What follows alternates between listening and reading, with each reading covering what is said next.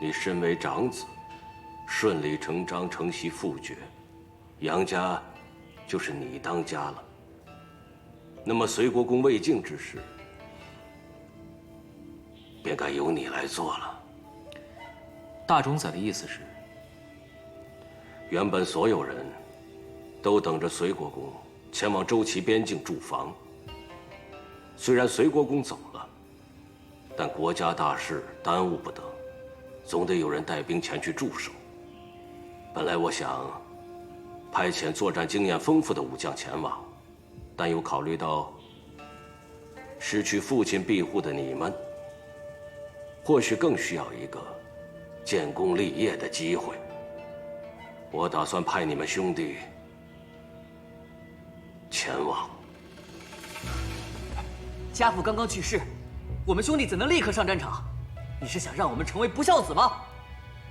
大冢宰，三郎是文人，他上不了战场，他不能去。四公子，孝父乃小孝，孝国乃大孝。若你父亲在世，你认为他会让你们怎么做？大冢宰，并非我们不想去，只是我父亲确实在刚刚。好了，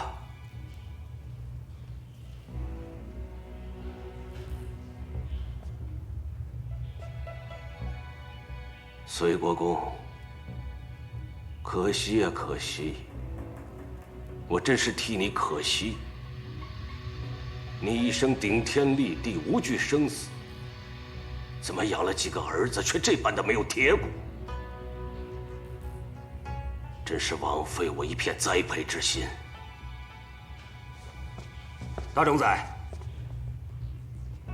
这4个孩子经验不足，既是国家危急时刻，我想还是我这样的老将出马比较好。我愿意前往。尉迟叔父，不可！您身体不好，千万不能去。这样，大冢宰，我去。大哥，好，果真是隋国公的儿子，有义气，有骨气。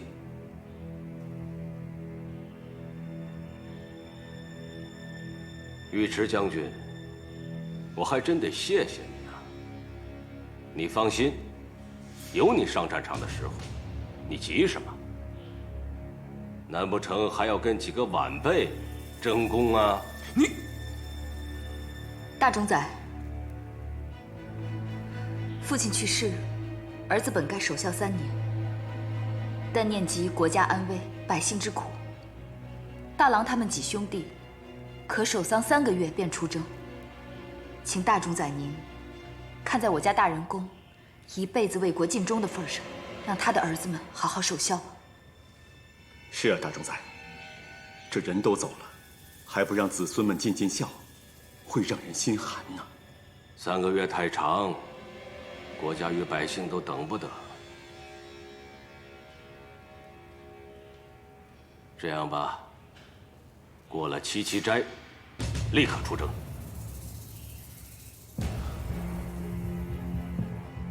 是，多谢大冢宰体谅。那这段时日，你们兄弟几个便好好对你们父亲尽最后的孝道。还有，好好准备准备出征之时。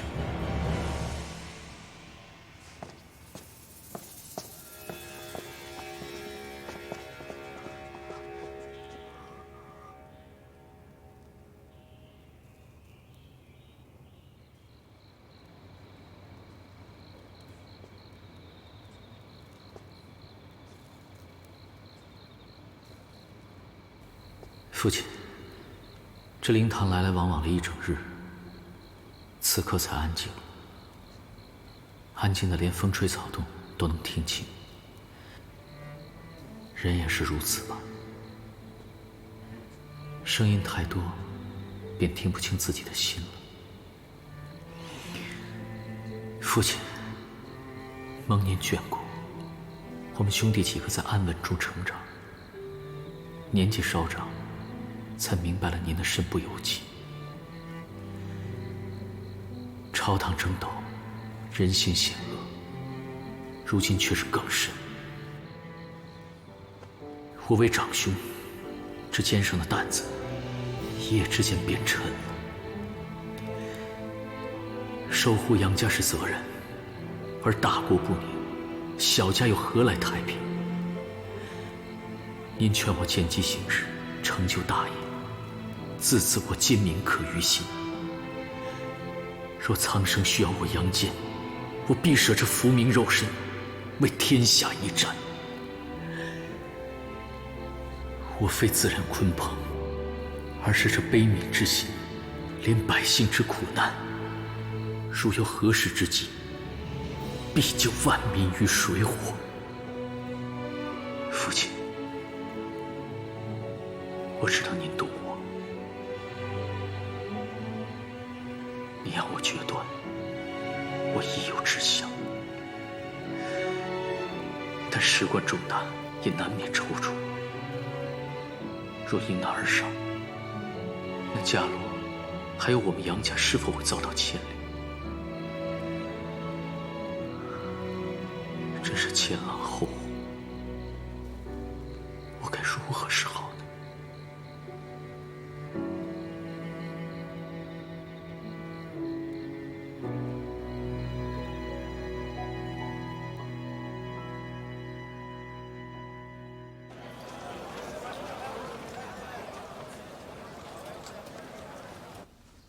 姐姐，你找我来所谓何事啊？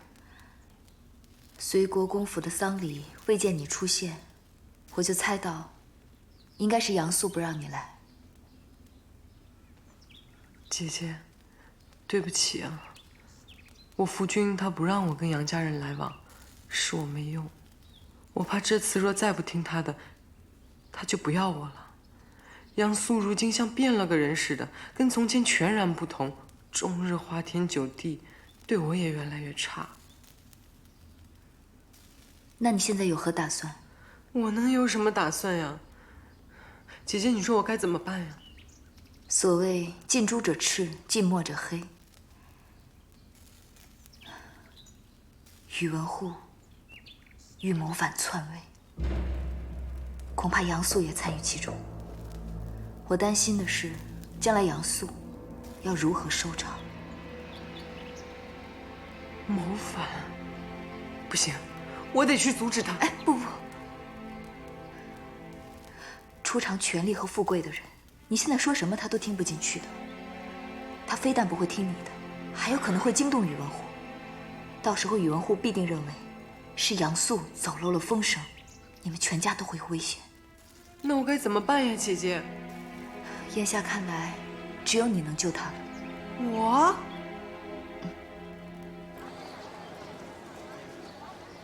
参见皇后。都起来吧，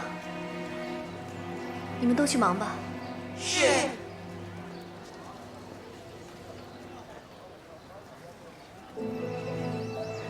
今日杨夫人没来染房吗？是皇后。杨夫人今日有事，所以没有来。那我先忙了。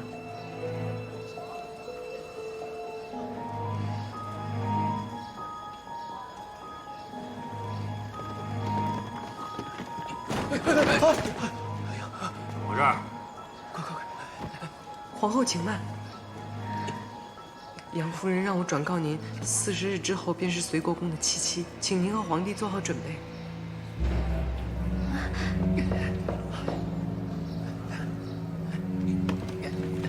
走。40日之后便是随国公的七七。七七，为何让我们做好准备？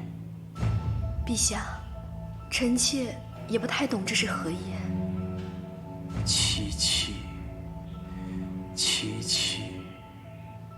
随国公的七七已果，杨坚等人便要出征。难道伽罗的意思是，那时宇文护便会动手？动手？应该正是此意。陛下，你想，杨坚等人带着军队一走，皇城守护便弱了，到时宇文护便有机可乘了。有道理。那陛下，我们该如何做准备呀？继续迷惑宇文护，同时准备好与宫外的人里应外合。陛下的意思是，要继续佯作疯傻？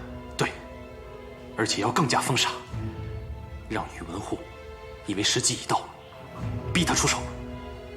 陛下，真是委屈你了。为了扳倒宇文护，重掌皇权，一切都是值得的。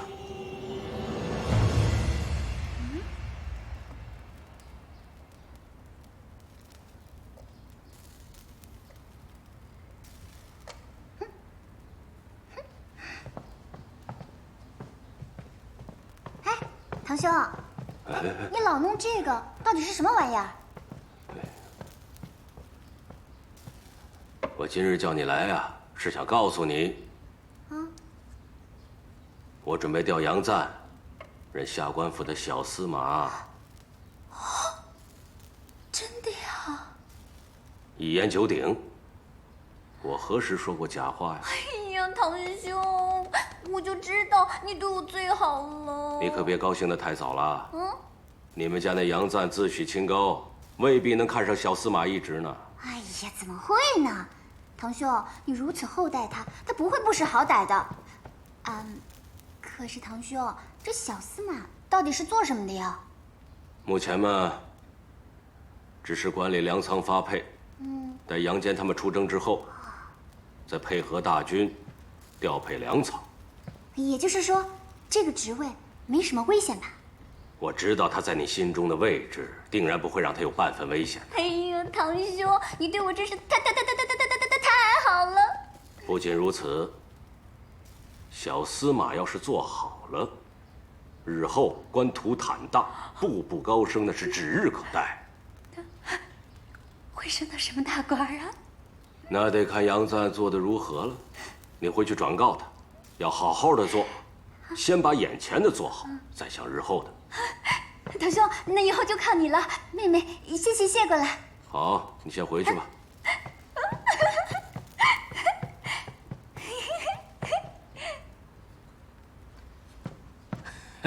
大正宰，恕小人愚钝，小人实在想不明白，您为何突然要让杨赞担任这个小司马呀？既然重用杨家出征，那便应该让他们兄弟几个一起上，一起为我日后的江山出力，这有何坏处啊？再说了，公主日日缠着我，要给杨赞升官，我也烦了。这下升了，公主高兴了，我也轻松了。大冢宰，您是想一锅炖？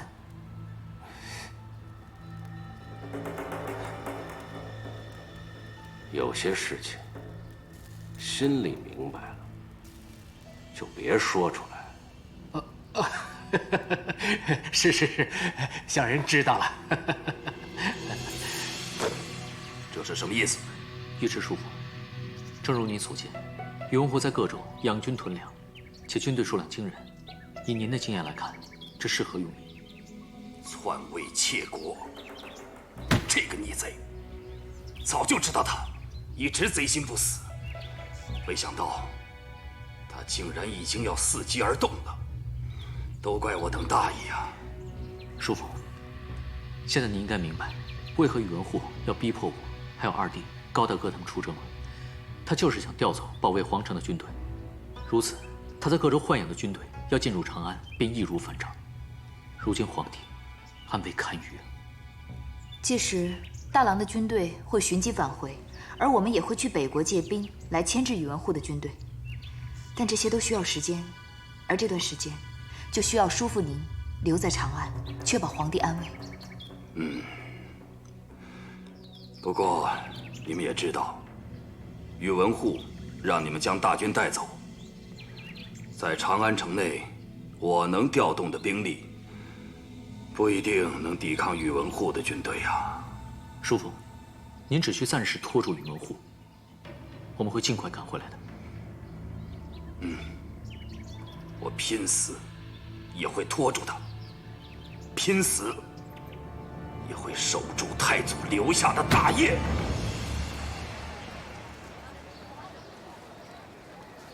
还有这里，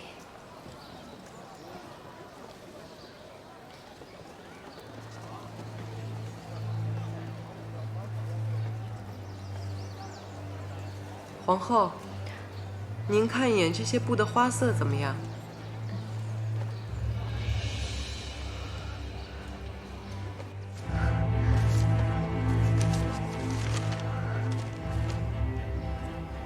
皇后，一旦杨家兄弟率领大军离开长安，皇城便陷入空虚，云护必定起事。若他在各州圈养的军队进入长安，那便回天乏力。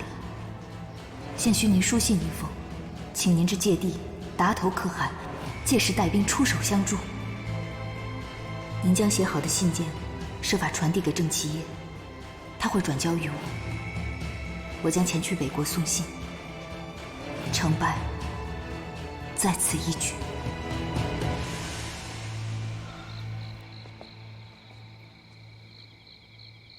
父亲、母亲、大姐，今夜你们都来送伽罗，伽罗很开心。你们在天之灵定要保佑我们，此次一切顺利。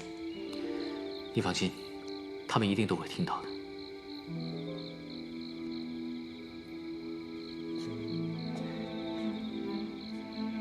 是啊，你们看，星星都眨眼了。阿爽，你这是要做什么呀？大哥，大嫂要去北国的事我都知道了，我也要去。阿爽，大嫂是去办正事。大嫂，我知道你要去办正事，可是我也已经长大了呀，我也想为这个家出份力嘛。父亲都说了，让我好好跟着你。可是，哎，这样也好，你一个人去呢，我还不放心呢。有阿爽在，互相有照应。大嫂，你就让我去嘛。那好吧。太好了，终于有我的用武之地了。阿爽，大嫂的安危可就交给你了。大哥放心吧，我一定拼死保护大嫂。大郎，明日你也将出征齐国了，万事要小心。此次不同以往，全军由你率领，你的任何一个决定，影响的不只是你自己，还有千千万万将士的安危，更影响着当前的大局。是，我的主帅夫人。今齐国势弱，我大周昌盛。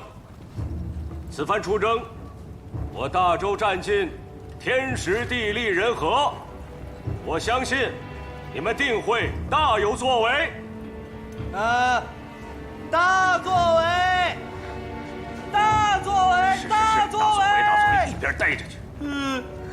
一边去。此番发起，因主帅杨忠大司马并重此事，故由其长子杨坚继任主帅。杨坚虽首次率军出征，但其英勇神武，我相信他定能带你们凯旋。此次，我希望你们势如破竹，直捣齐国都城邺城。邺城，邺城，邺城，邺城，必胜，必胜，必胜，必胜，必胜，必胜。每个角落都要熏的，不能错过任何地方，听到了吗？是。这高处也要熏。是。宝莲，我这2日肚子老是不舒服，你赶紧给我请个大夫把把脉，看看到底是怎么回事。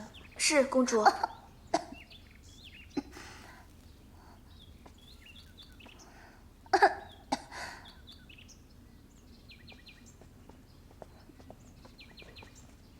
新郎，公主，这是在做什么？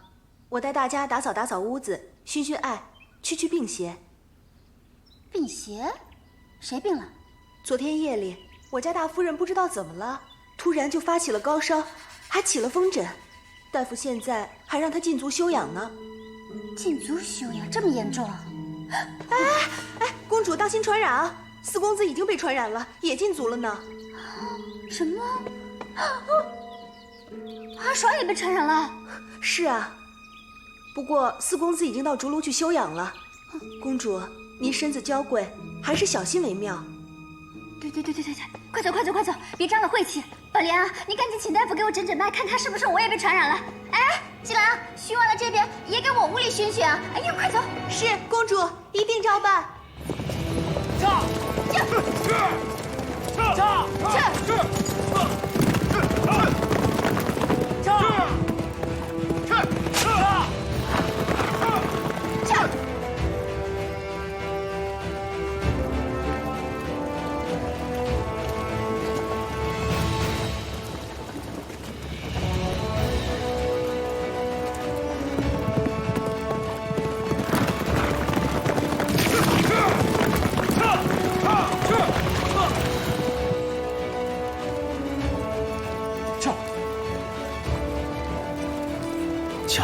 伽罗，你可一定要带着北国军队平安归来啊！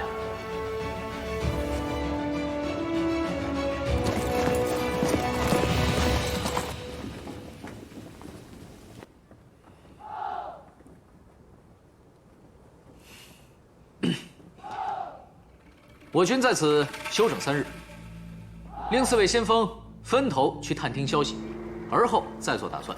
我不同意。此刻我大军气势正盛，要一鼓作气才行。杨长，这里没有你说话的份儿。你刚愎自用，简直无药可救。哎，对，就是。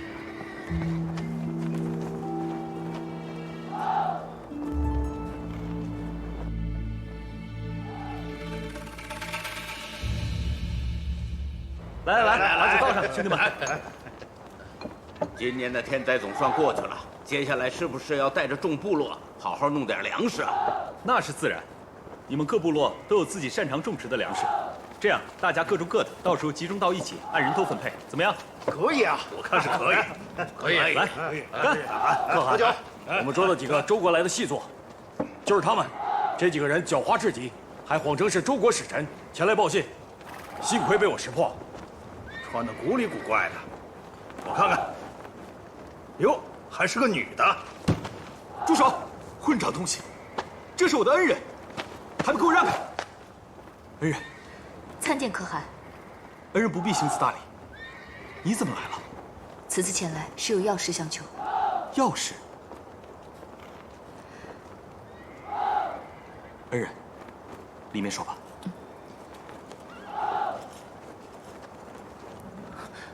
哼，这是皇后给您的信。殿绝武帝，今周国逆贼宇文护，妄图篡夺江山。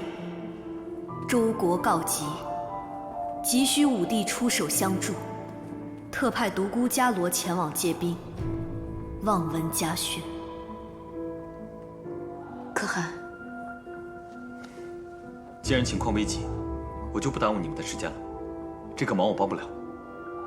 为何？即便你们周国的皇后是我的姐姐，即便独孤伽罗是我的救命恩人，但我身为北国可汗，我不能让我的将士们拿性命去冒险。我们好不容易度过了天灾，好不容易喘口气，我们实在耗不起了。可汗认为，北国与此事真的毫无关系吗？你认为你真的能够置身事外吗？什么意思？宇文护最常挂在嘴边的一句话，就是太祖统一北方的宏愿，那是太祖的宏愿，更是宇文护的野心。你想想，若他一旦掌权，他第一个要拿下的，定是尚未完全恢复的北国。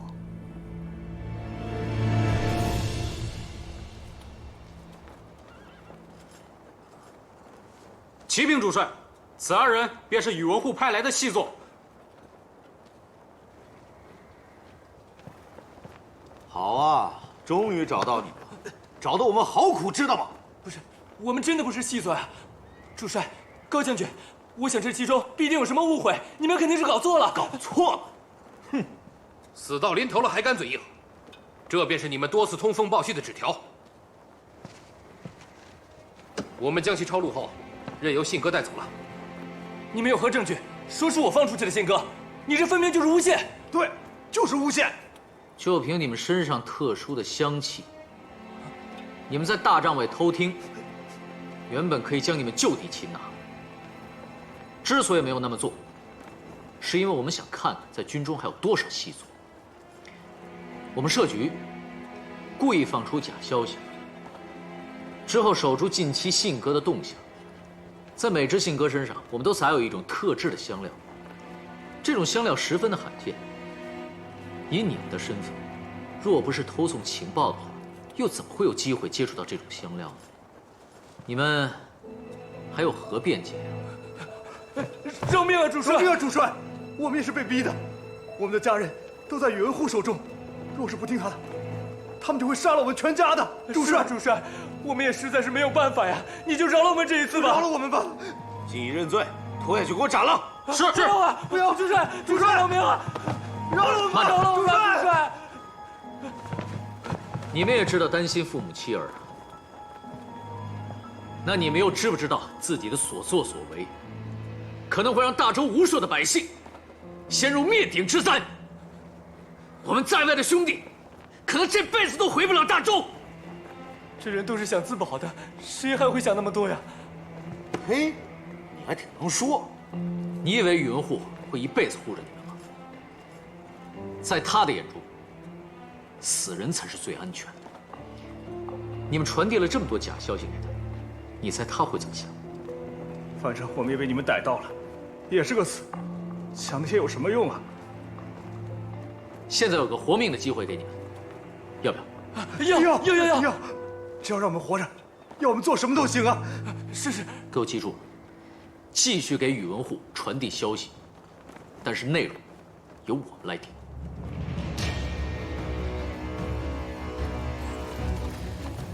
我们现在兵分3路，一路由二郎与李霄率领，留在边境滋扰齐军，切勿开战，只需迷惑宇文护即可。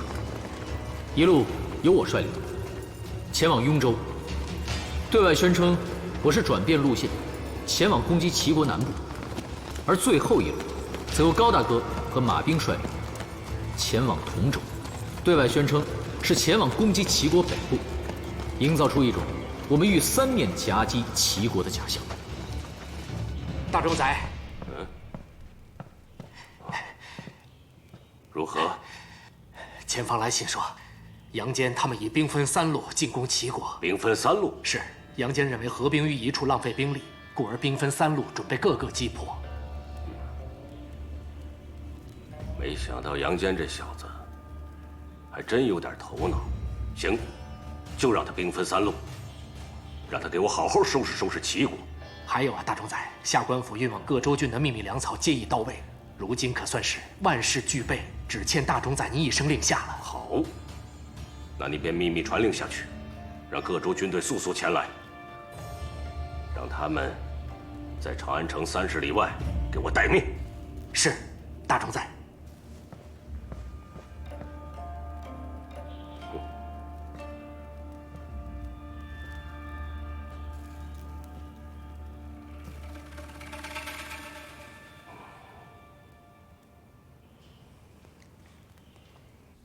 宝莲，你看我今日这身打扮如何呀？公主穿戴什么都好看。嘴真甜。岂有此理！岂有此理！要我何用？要我何用啊！三郎，怎么了？谁惹到你了？还能有谁？那个宇文护，他要陷害我，他要陷我于不义，他要害死前线将士。到底发生何事？这事跟大冢宰有何关系？有何关系？我早就说过，我不想去掺和宇文护那趟浑水，是你非要让我去做那小司马。现在好了，发往前线的粮草全被宇文护运往别处去了。我早该看出来，他这是要活活饿死大哥的大军啊！混账无耻！你吼什么吼呀？你有什么证据说是大冢宰所为啊？这还需要什么证据吗？除了他之外，谁还有这么大权力这么做？那你就是没证据了，这只是你自己的猜想。我不跟你说了，我要去找大嫂。哎，你找大嫂做什么？商量对策呀，要出人命了。哎呀！大嫂！啊！你竟敢推我！杨子！大嫂！大嫂！大嫂！三公子，您找大夫人有事啊？有事，急事，大事。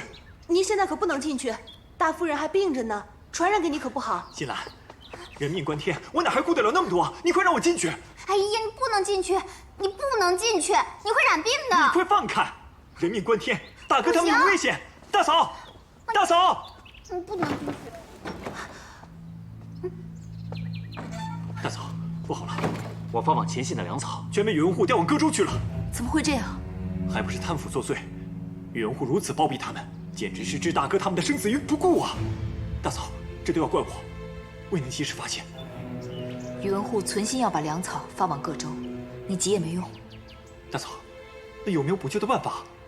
现在暂时还想不到。你大哥出发之时带了不少粮草，到了边境，他们应该会想办法的。连大嫂都没办法，大哥他们真能弄到粮草吗？有那么容易吗？当然不容易了。阿爽，你跟我去宗祠，为他们祈福吧。好。三哥，别着急，大哥二哥吉人自有天相。再说这次粮草的事儿也不怪你，要怪就怪那个宇文护太奸诈了。怎么办？怎么办呀？大哥二哥他们不会真出事了吧？都怪我，都怪我，都怪我！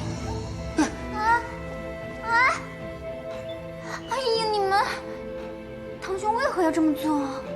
大哥二哥不会有事的，不会有事的，不会有事的。各位列祖列宗在上，家楼在此，祈求诸位保佑大郎、二郎还有高大哥顺利实施计划，平安归来。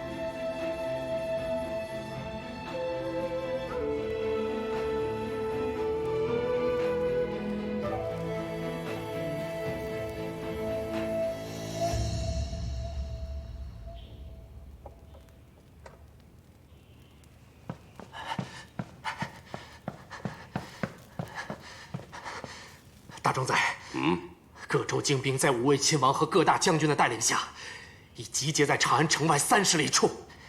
等您一进大德殿，他们便兵发长安。这一日终于来了。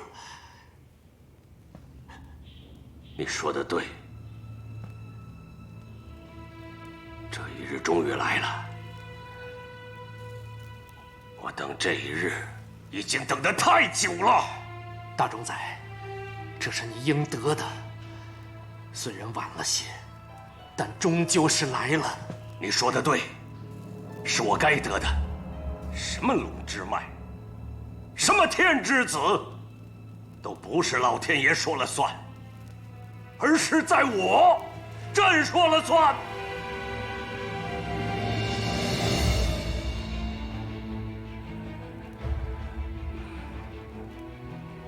太祖，要怪就怪你那3个不成器的儿子吧！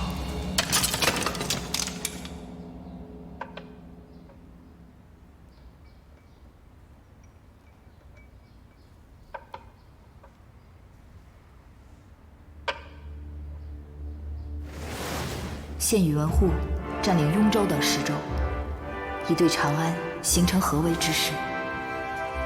徐卓一脉力量将前去华州和渝州，钳制住赵王和陈王，截获宇文护私备的军粮。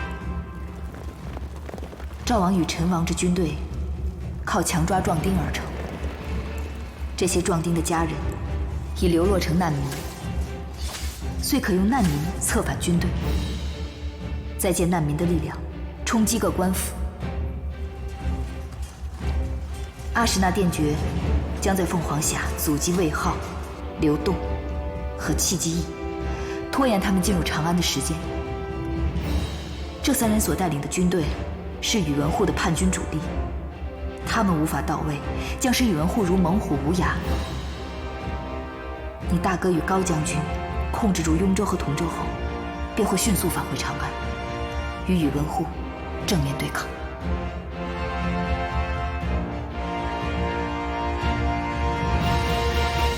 夫人，来信了，来信了。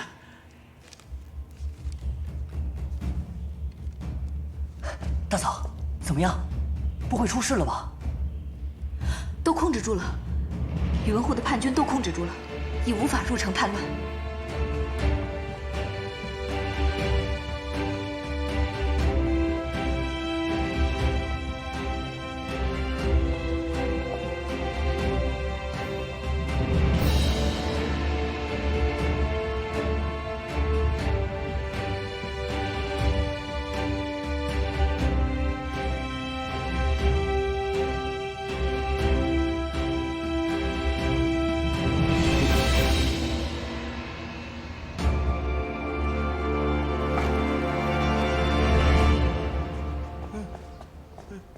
陛下驾到！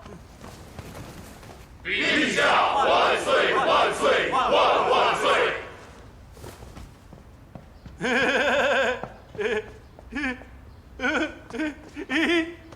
好，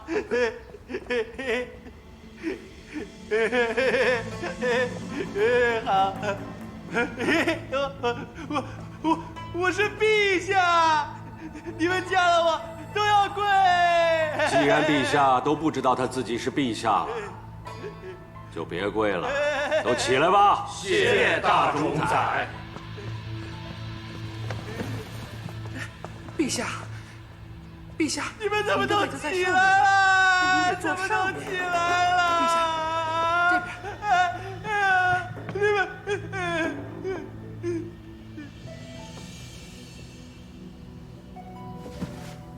即便陛下不记得自己是陛下，他依然是陛下。陛下没让我们起，我们便不能起，否则不就是对陛下的大不敬了吗？高司空，这段时日陛下的病情是越来越严重，根本无法处理政事。现在竟连自己是陛下都不知道了，你觉得他还能做皇帝吗？你什么意思？这段时日若是没有大冢宰费心劳力的处理政事，朝堂早就一片混乱了。我的意思就是，这皇帝之位，该是能者居之。你到底什么意思？什么意思？意思就是陛下该退位了。你大逆不道！我大逆不道？大逆不道的是害得百姓流离失所之人。